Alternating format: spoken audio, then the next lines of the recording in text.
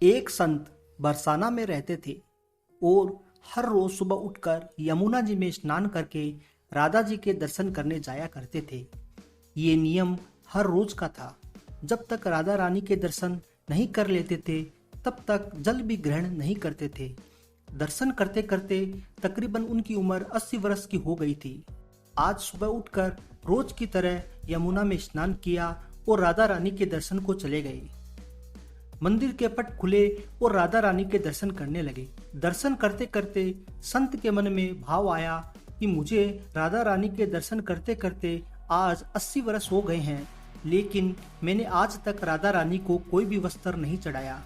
लोग राधा रानी के लिए कोई नारियल लाता है, कोई चुनरिया लाता है, कोई चूड़ी लाता है, कोई बिंदी लाता है, तो कोई साड़ी लाता है, लेकिन मैंने तो आज तक कुछ भी नहीं चढ़ाया।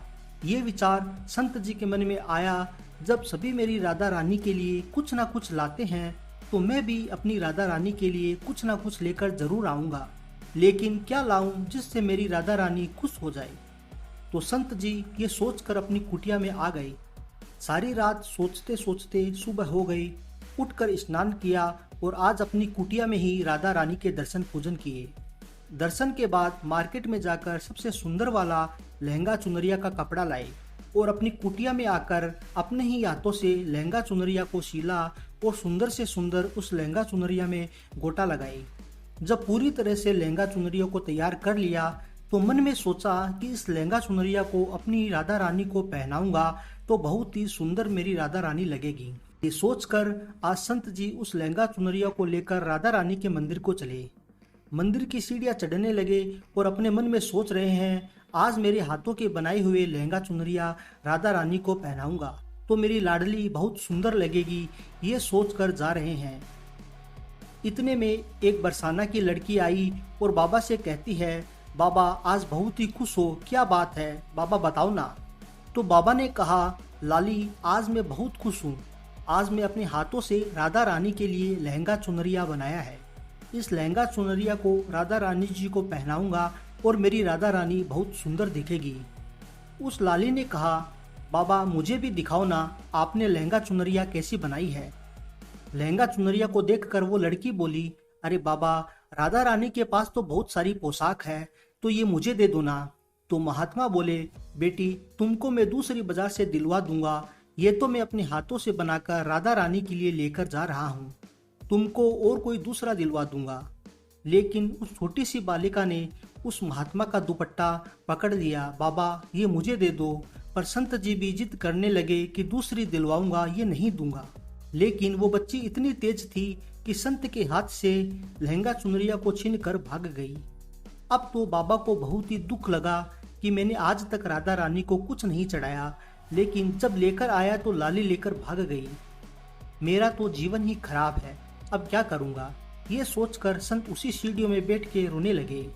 इतने में कुछ संत वहां आए और पूछा, क्या बात है बाबा, आप रो क्यों रहे हो। तो बाबा ने उन संतों को पूरी बात बताई।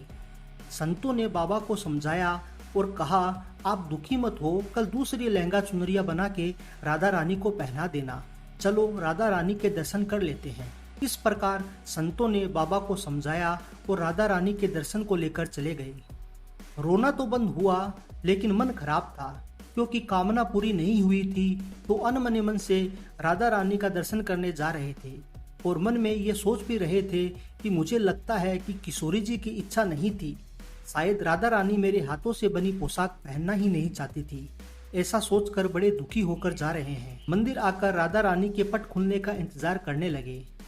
थोड़ी ही देर बाद मंदिर के पट खुले तो संतों ने कहा, बाबा देखो आज हमारी राधा रानी बहुत ही सुंदर लग रही है।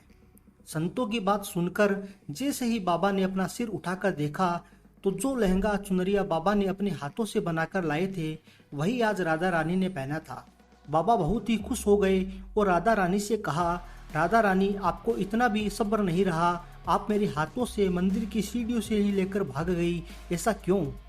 श्री राधा रानी ने कहा, बाबा आपके भाव को देखकर मुझसे रहा नहीं गया, और ये केवल पोशाक नहीं है, इसमें आपका प्रेम है, इसलिए तो मैं खुद ही आकर आपसे लहंगा चुनरिया छीन कर भाग गई थी। इतना सुनकर बाबा भाव विभोर हो गए और बाबा ने उसी समय किशोरी जी को धन्यवाद दिया। तो तो दोस्तों कैसी लगी आपको कहानी? उम्मीद करता हूँ कि आपको ये कहानी पसंद आई होगी। अगर आपको ये कहानी पसंद आई है तो हमारे चैनल के साथ जरूर जुड़िएगा दोस्तों।